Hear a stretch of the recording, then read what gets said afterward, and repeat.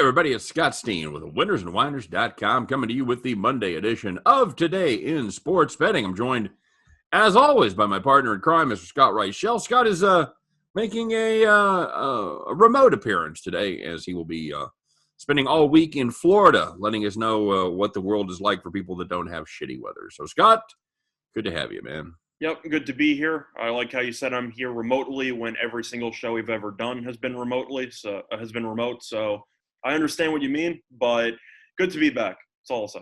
You're not, once again, for the 180th straight show, you're not in studio. Yes, I am not in studio because as far as I know, we don't have a studio. So that's something to keep in mind. We do, but we don't use it. Yes.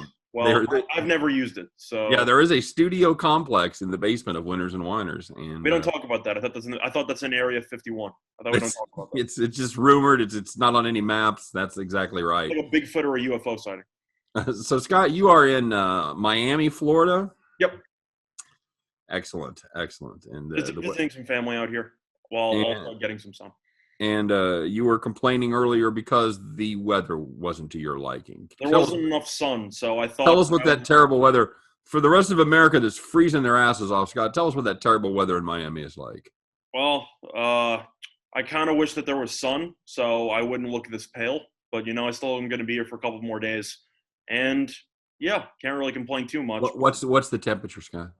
I believe it's 75. Okay. Well, I'm sure I speak for all of our audience here, and just our heart goes out to you. Well, the temperature sounds a lot lower if you convert it to Celsius. and we don't. So okay, yeah.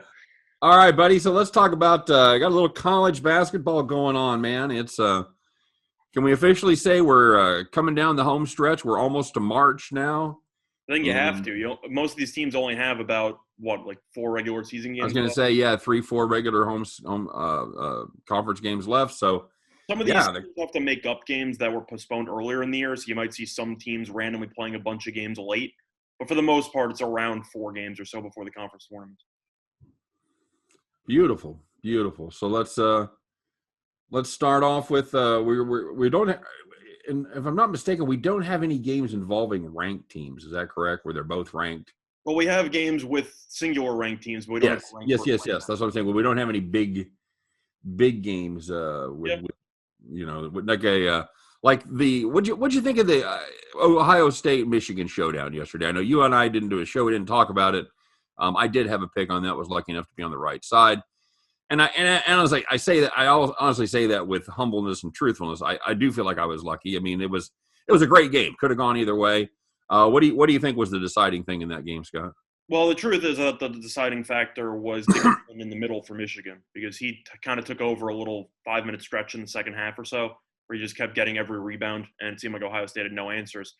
I thought that game would be a very good one, just based on the fact that not just because, of course, they're top 4 teams, but I thought that you can make the argument that those 2 teams might be the best 2 teams not named Gonzaga or Baylor in the entire country. Yeah. And I feel like yesterday's game kind of proved that in a way, because of the fact that I think you can agree that that's just a high-quality basketball game. You look at both teams, great, and you compare them to some of these other teams, like in Iowa or even some of these Big 12 teams. These Big 12 teams can't hold a candle to these teams besides Baylor, of course. I'm just saying in general, Michigan and Ohio State have all the pieces to be serious Final Four contenders. And I feel like even though Ohio State lost at home, I think Michigan's the better team. So I'm not fully surprised, because you know how high I've been on Michigan for the last couple of months. Yeah. But these 2 teams have Elite 8 Final Four written all over them. And the only question is, will they piece it together for a couple of days or a week or 2 to make a run? But I think you can agree both those teams have the necessary pieces to make a deep run in March. Absolutely. I thought the ill-fated behind the back pass was a huge moment in that game. I still am not really sure what the play call was there, because that wasn't like that was a set. It was a situation where that was the first pass you were supposed to make in the possession, and the guy goes behind the back from 35 feet. I'm not really sure what the logic was there.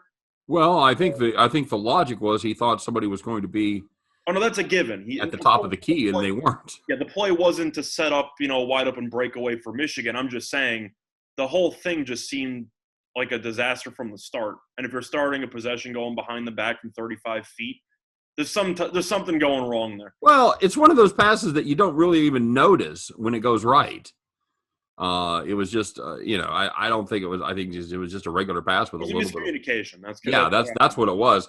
I think it was bad that it was unfortunate. It was behind the back because they could have thrown a regular pass the same way, and he wouldn't have been there. So yeah, it was a miscommunication. But just in general, I thought that Michigan did what they needed to do to win on the road. If I'm Ohio State, I'm not going to hang my head in pity because this team is still very, very good. But I think is there a fifth team that belongs in the conversation, Scott? Does Illinois belong in the conversation? I was going to say people would argue Illinois, and that's pretty much the only team they'd bring up. Illinois, I'm still a little bit uncertain about. I know that they absolutely killed Minnesota. Please don't put Minnesota in the tournament. I've been calling for it for weeks. This team has 0 road wins. You can't put them in a tournament. But anyway. Well, and we absolutely killed that Minnesota streak because we backed Minnesota at home plus 5.5 because Minnesota at home. It looked good for 10 minutes. Yeah, they did. Yeah, they actually had a little bit of a lead there. But Illinois, the issue I have with them is that it seems like this team just no-shows at random points. They barely beat Nebraska. They've had some underwhelming performances where I know they won in double overtime or whatever against Indiana, but that game was down to the wire. I think Illinois is a solid team, but if the Sunwoo isn't hitting shots, this team doesn't really have many other options. I think Miller's okay. Frazier's fine. I think Coburn's good. He's such an abysmal free throw shooter that I feel like he's going to cost this team a game or two down the stretch in the Big Ten tournament or even March Madness, because if he goes to the line 10 times and he's going to make 4 of them, I don't know if you can really play him down the stretch of games. That's the problem. In Nebraska, in that game that went to overtime, was basically hacking him every time he got the ball. And truth is, that's probably the smart move because he can't make his free throws. Well, of course, now you talk about that. This is a Ohio State team that's got 5 losses now. Yeah. So, I mean, obviously they're not without their flaws either. I'm just saying, you look at who Ohio State's actually lost to, and you look at who Illinois lost to, I think that the losses from Ohio State are more excusable. Plus, Ohio State beat Illinois on the road while being shorthanded.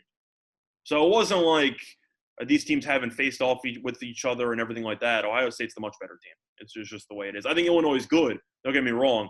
I just think Illinois should probably be a little bit better. And I know that this team is still 16-5, and this team on paper is very good.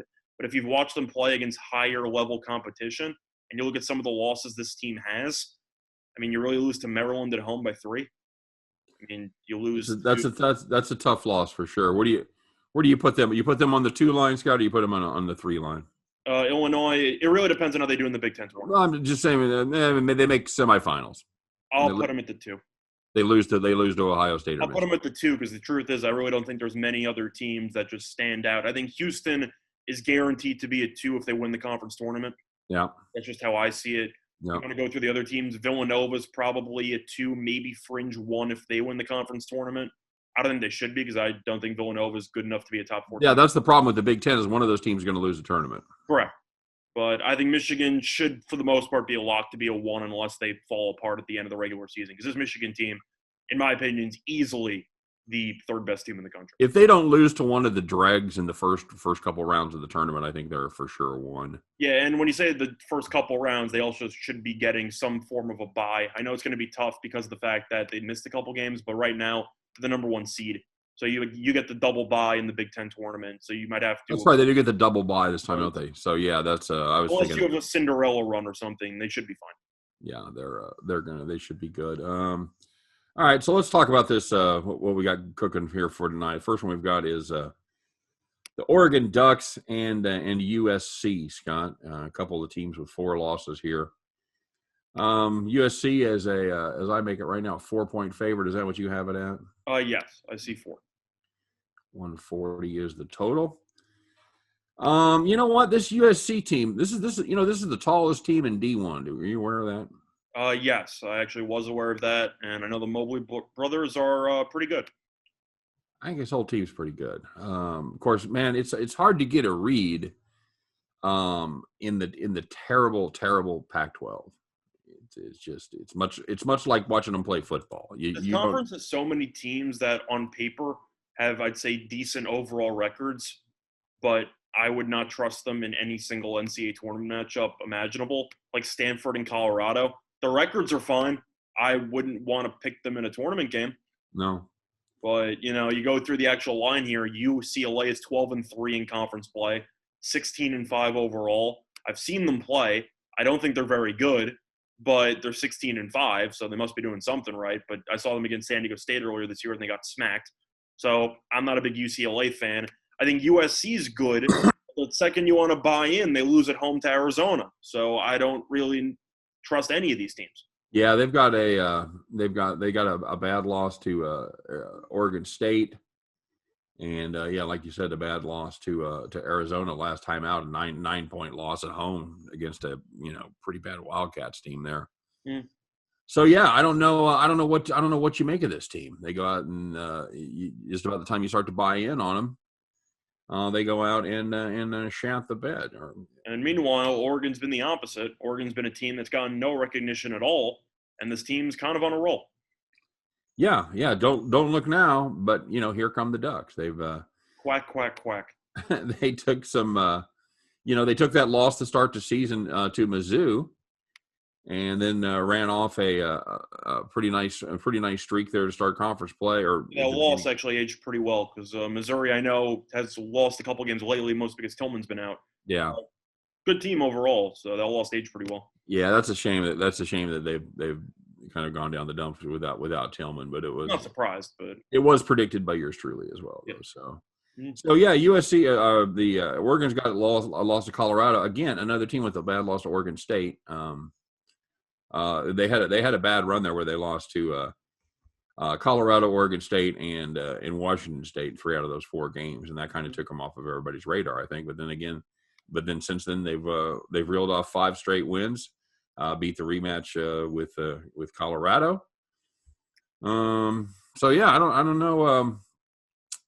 I've got to go with USC here, Scott. I'm going to back the home team. I still think USC is the better team here. They're a better number against the spread for all their for all their quality. The Ducks are just 9-9 against the number, while USC has been a little bit undervalued, going for 13-9.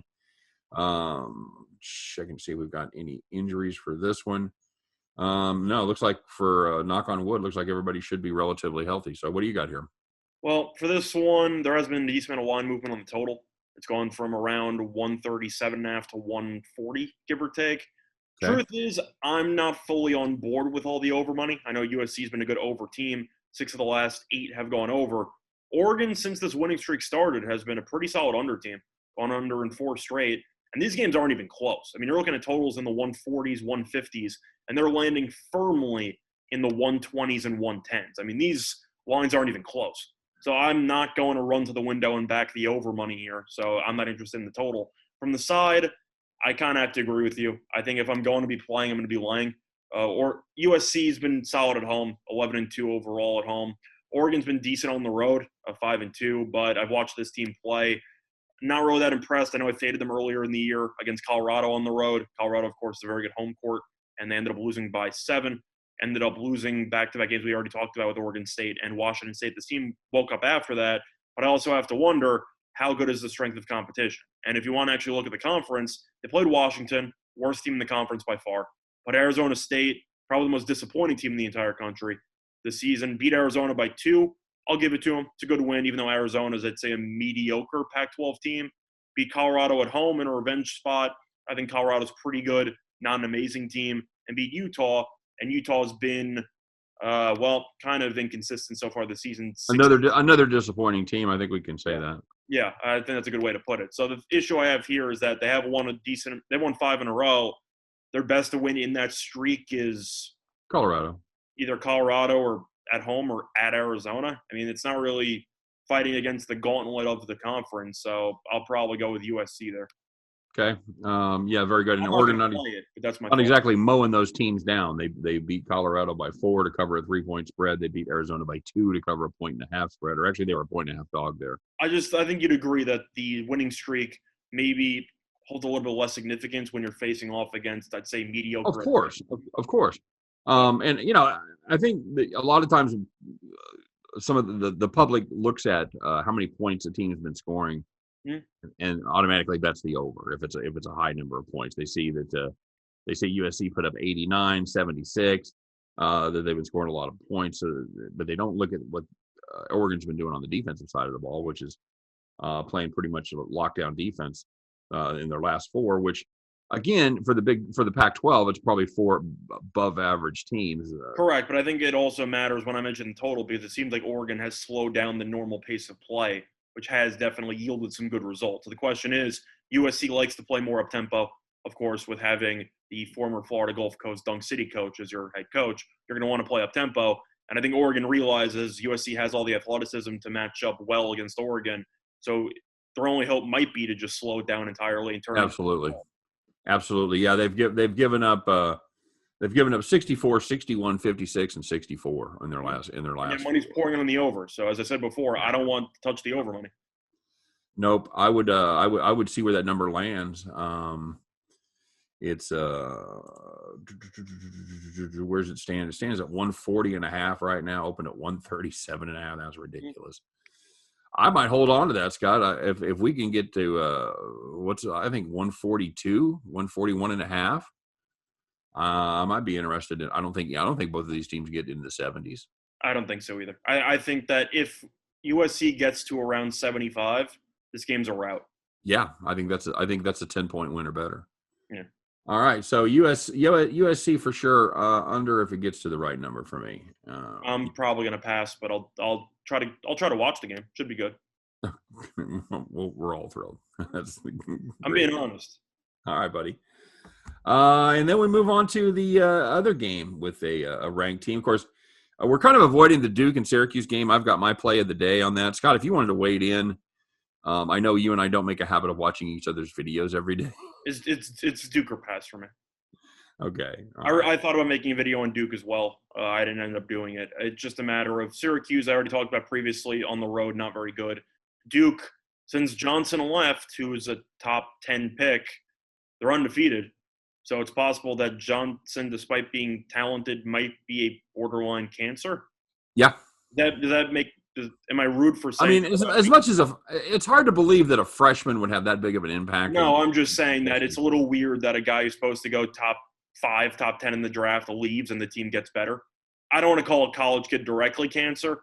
I'm just saying that's kind of – I think you know where I'm coming from when I say that. I think for me it's more the roles have changed without Johnson around, and maybe some people have been able to step up and step into new roles more successfully than they were before. Mm-hmm. Before he left. I'm not ready to call an 18-year-old kid a locker room cancer. I'm just saying that the evidence seems to be there where you can make an argument. Okay. All right. And I'm going to say I don't have enough facts on that to make that argument. I'm not putting that out there in the universe. So I'm also a little bit harsher because I think the athlete should be getting paid. I agree with that. Well, that's why I'm a little bit harsher when it comes to grading these college kids. I will compliment you for the use of the correct term, as we have kind of done it on this show. You don't opt out about 80% of the way through the season. You quit. That's just the way that is. Opting out means you're afraid of COVID. You're not going to you've made a decision for health reasons. He quit. So he did not opt out. So that just a personal thing that burns me. Either way, I still would lean Duke here. Hey, how about those Colorado Rockies with Ian Desmond opting out for the second season in a row? They should be a fantastic team. You think – I was actually looking at baseball odds quickly just to talk about who potentially might be the worst team in the league. I know I've seen those odds in football and even some basketball. I was curious if they had baseball. I got to assume the Rockies will probably be within the, I'd say, lowest 2 odds to be the worst. Absolutely, especially without Desmond playing. And the thing is, they play in the West. They're just going to get hammered. They're going to get – I don't understand how you lose Arenado and you pay $50 million. I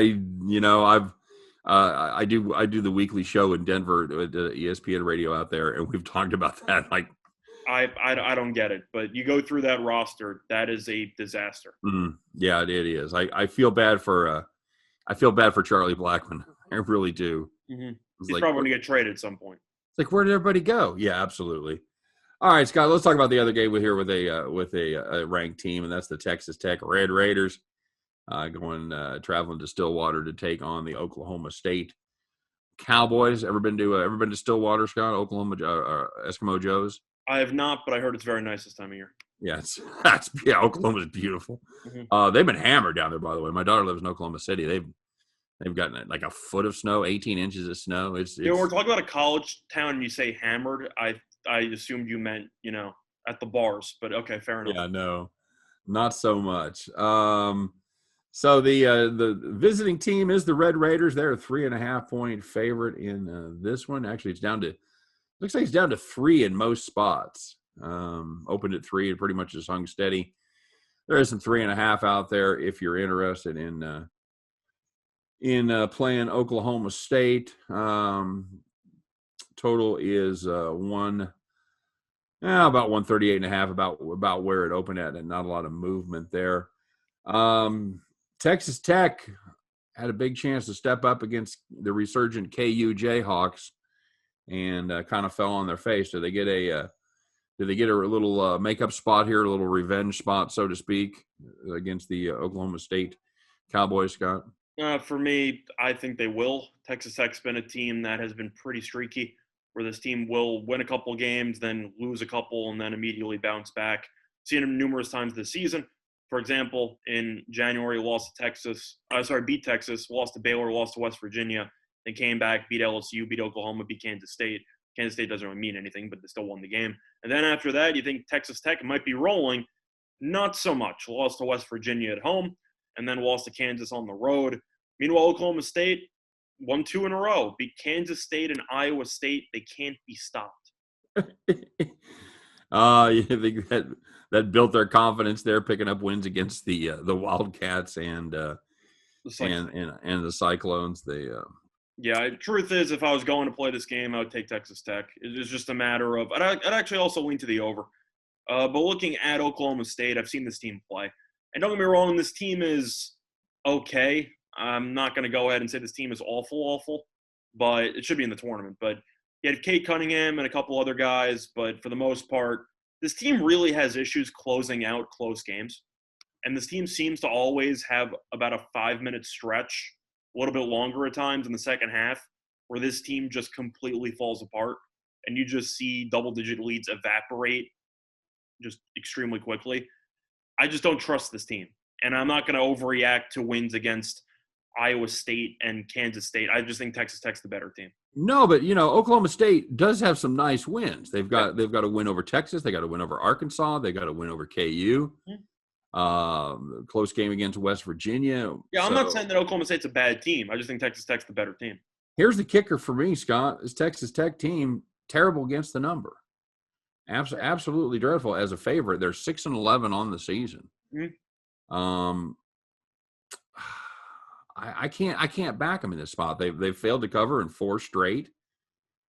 I'm gonna, for me this is gonna be a Cowboys or pass, and I'm probably leaning towards pass. I don't love this game. I don't really love much in the Big 12 because truth is, if I was going to play this game for Oklahoma State, I would probably take the first half, because I've seen Oklahoma State implode in second halves of games numerous times this season.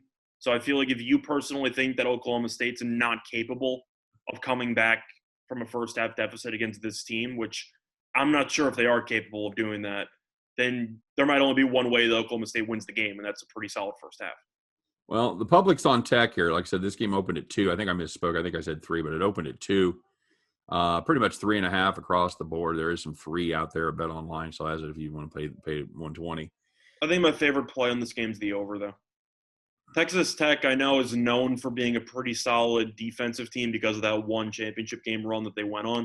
Mm-hmm. Offensively, really not been as great as people think they might be. I mean, this team is 11-10 to the over, which I know isn't that impressive, but Texas Tech being a more profitable to the over is a bit surprising to some teams. Meanwhile, Oklahoma State's been very good at home when it comes to offense, and it's also 10-9 to the over.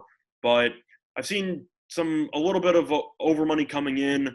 And from what I've seen in some of these primetime Big 12 games, you see a lot more points than people expect. So I'm going to lean over. I think it would not surprise me if both teams get into the low 70s here. I think this game could turn into a bit of a dogfight, but at 138, you're asking me, do I think both teams can get to 69 points? I think they can. So if I was going to play it, I would take the over. All right. Yeah, I want very little part of this. Especially, I want no part of the total. I tip my cap. I wish you luck. This is again. I'm going to watch this number. 4.5. If it gets to 4.5 for me, I'll play Oklahoma State. Okay. 5 for sure is a definite play. So keep an eye on that. Anything else in the college ranks get your attention today? Well, I already gave out a play of the day, so I have that. If you want to look for another game that I have thoughts on, I already gave out my lean to Duke. Other than that, really no. It's another one of those cards after the Saturday and Sunday cards, which actually had some pretty high-profile games on them. You go back and, well, you're either looking at Drake, who should probably take Evansville behind the woodshed again, and you interested in Jackson State, Grambling State? Because there are really not many games you want to talk about involving high-profile teams. Yeah, Monday night usually means the HBCs, the SWAC and the SWAC and the MEAC are in action. So it depends on which one of those. There's a couple of terrible teams that are usually pretty fadeable. Houston Baptist in action. They're always a fun team to watch. They've been good. They've been good against the number there against Northwestern State. They don't win a ton of games, but they do keep it close because they do shoot a ton of threes. So I'd also probably look into Greensboro, who is currently laying around 8.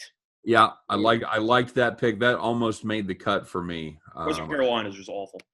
Yeah, Western Carolina is not good. You've literally got the first place team against the last place team in that conference. Is that the Southern Conference? Is that correct? The South one.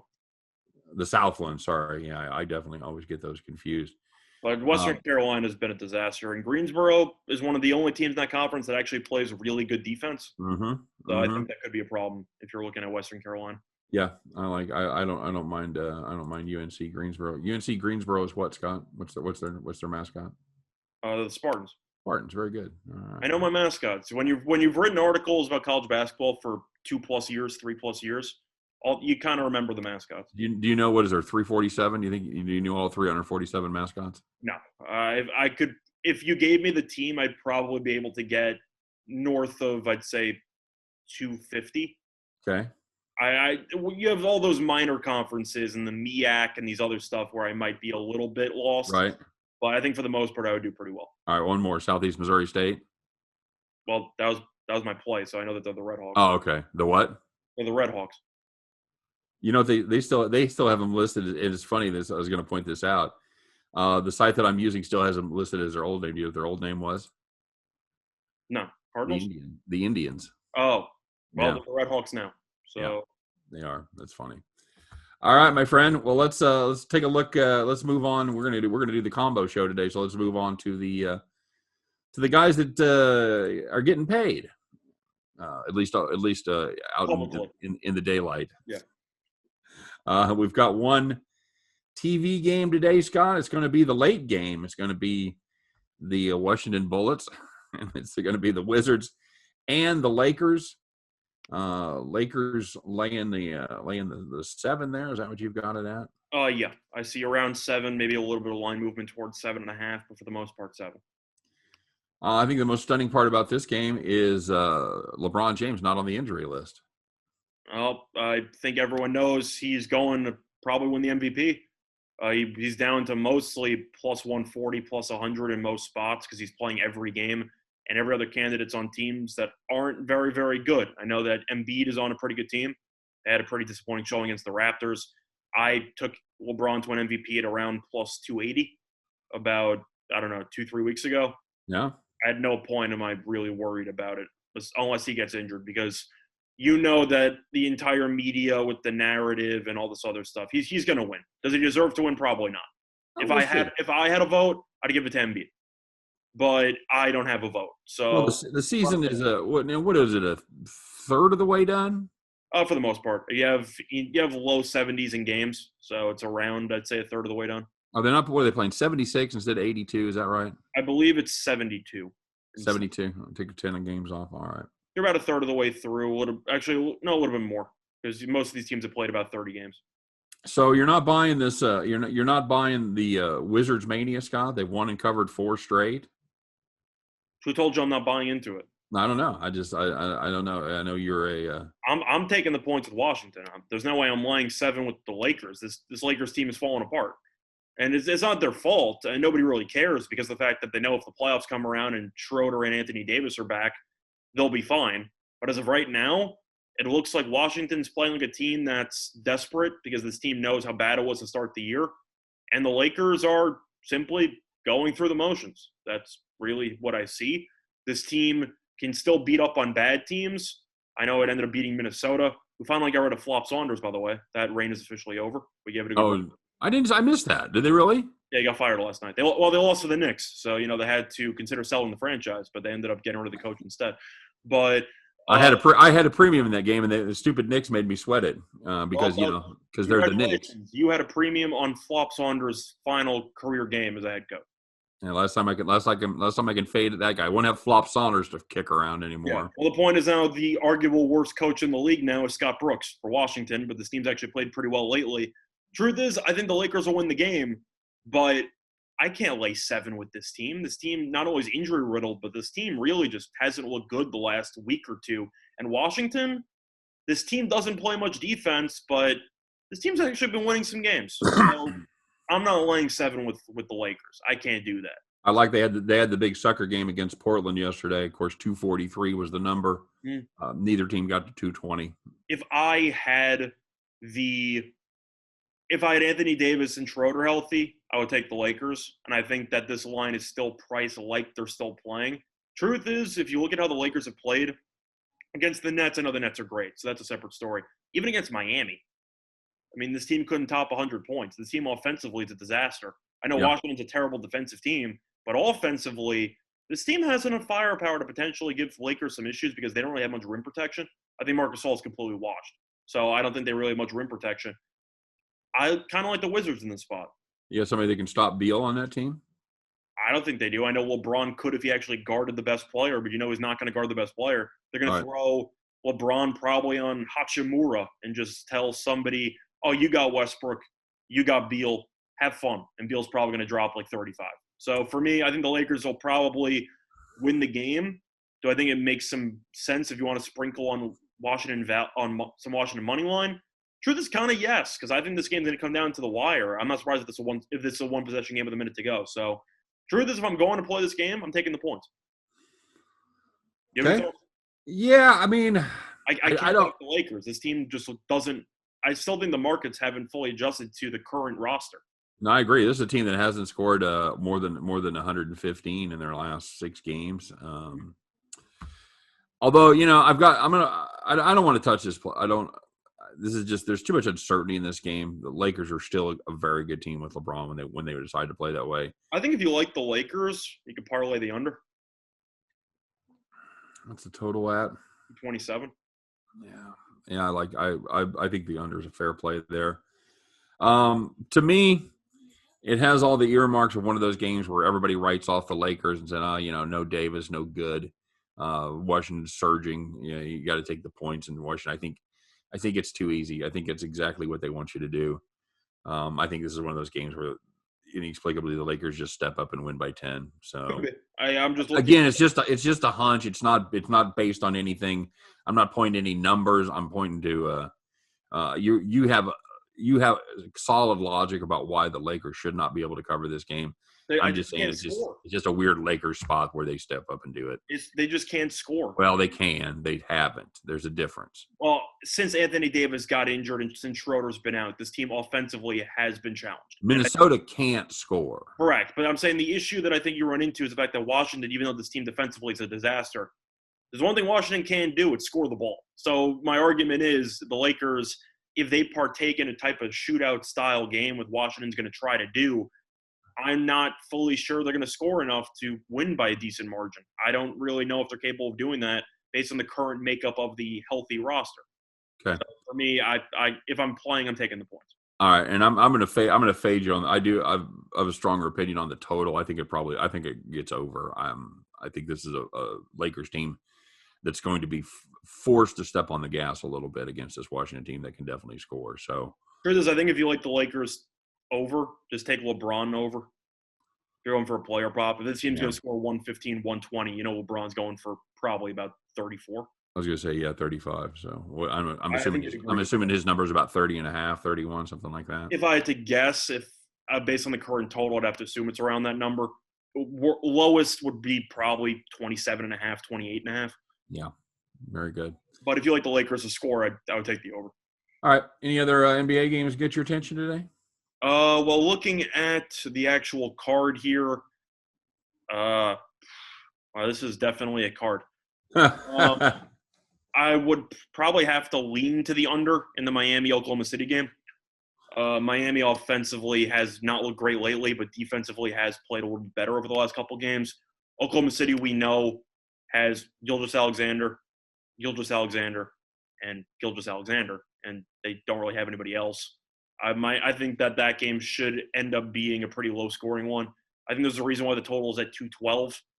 I don't think Oklahoma City is going to score 100 points. So I like the under in that one. That game has all the makings of like a 105 to like 92 kind of game. Like I think that's going to be really low scoring. So I lean under there. Other than that, they played 208 last time out. I look at 212 and I just say to myself, I simply just can't take the over. I don't hate that, especially if Hero can't go. Yeah, I got to look at the under because Miami I know Adebayo kind of called out the team after the loss to the Clippers where Paul George and Kawhi didn't play and they gave up like 120 plus. And Adebayo basically said, our defense sucks. Like we have to pick it up, and they have ever since. So I kind of like Miami being an under team moving forward. Going through the rest of the card, though, well, I know Utah lost to the Clippers, but this is Utah we're talking about, so I'm assuming most people are going to be slamming Utah today. I don't know if I'm going to be one of them, but I'm sure a lot of people like Utah in that spot. I don't know how I don't take Chicago. I know Houston has been a disaster, and I'm not backing Houston until they actually win a game, let alone cover. So for that reason, I got to assume Levine probably goes for 35 tonight, and the Bulls probably win. Okay, I'll take. I like the Memphis Dallas over. Oh, okay, that's fair. Dallas team just cannot play defense right now. Can't guard anybody. But do you agree with the Chicago idea? Because it's mostly just fading Houston. Yeah, the Houston without their center is just. Well, Chicago also got Wendell Carter back, so they actually have a big man now who could punish Houston on the inside. I think that might help. I think that's solid. So. Yeah, and I agree with you about Dallas-Memphis over. That game should just be, I don't even know, like 125, 122. Like that game's going to be an absolute. I don't see how they don't get to 240 there. Yeah, I agree. All right, very good, my friend. Well, that's going to do it. Anything else before we go? No, not really. I know that I wasn't available for the Friday show. Thank you for filling in. I know I ended up not doing a NASCAR show this past week. I don't think either of us would have had Christopher Bell, so it's probably a good thing we didn't have a show. You might have. I don't think you did. No, I did not. I did not have anywhere near Christopher Bell in that. I think he was like 66-1. Truth is, if I was going to play, I would have taken Truex. Christopher Bell, not normally known as I believe. I think he's more of a speedway guy. I don't think he is. If I was going to be picking the race, I would have probably taken Truex, who usually excels on these type of. Yeah, you take an Allmendinger or something like that if you want a specialist. But yeah, Christopher Bell, that was a bit of a shock. Yeah, big shock for sure. So shout out, by the way, to golf. How about Tony Finau? Arguably the biggest choker in the entire tour. People will bet him every single week, and he will always fall apart on Sunday every time. Never stops. They love Finau. They love Finau, and they love Ricky Fowler. Speaking of Finau, if you haven't seen the HBO special on Tiger Woods. He had a guest spot in there? Well, they just brought up the guys that choked the Masters away in 2019. And Finau has – they kept mentioning, like, oh, yeah, Finau has – 40-something top tens in the last, I don't know how many, like 2-3 years. It's the most without a win by like 20. And it's like, that's not a coincidence. This guy can't finish golf tournaments. So put him on your fantasy team. Don't pick him to win. Homa was behind a tree in the playoff, and he still won them. The event. He was behind a tree. How do you not win? I don't know how you blow that. But whatever. I wasn't surprised. I heard it was going to a playoff, and I thought, oh, Homa's got this. And he did. But overall, pretty entertaining weekend for sports. I know the two TV games for NBA were very solid yesterday. Yeah. But yeah, can't really complain too much. I watched the little North Dakota State play, Scott. How'd the Bison look? The Bison. Yeah, that's still so hard to get used to. It's the they didn't cover for me. I had them to cover a big number there against Youngstown State with a new coach and new personnel. And Well, it was a low scoring game. It was Yeah. what was it 25-7? Yeah, it was brutal. It Mhm. was they just couldn't get there. That team just grinds you into dust. Do you think the FCS would have decent ratings if they played a decent amount of those games on ESPN? Yes. Because I feel like that's kind of a missed opportunity from some of Yeah, I totally agree. There's some Even entertaining Fox Sports, just throw it on something. Yeah,